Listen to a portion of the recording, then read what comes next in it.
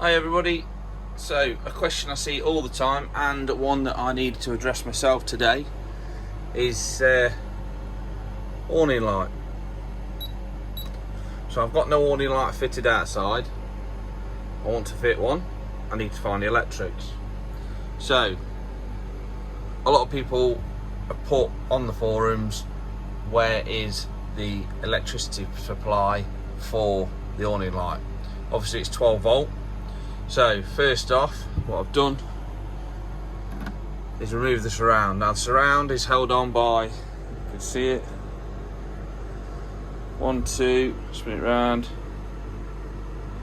3, 4 clips. Basically all I did was put a blunt edge beneath there and teased it out, flicked it out, and that came off. So the surround came off, and then it's held on by 1, 2, 3, 4 screws.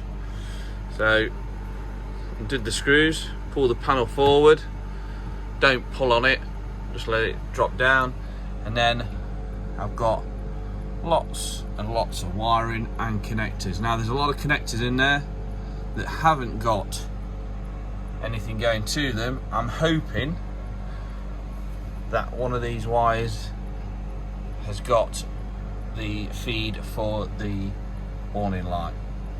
So pulled the wiring out, just to have a look. Found obviously quite a few with nothing connected to them for different things. Then I found this one, which wasn't hidden really. They are all marked up. Obviously I don't know what they are marked up, but this one is marked L, and I think that's either a 10 or a 70. So positive and a negative, so I thought I'd give that a try.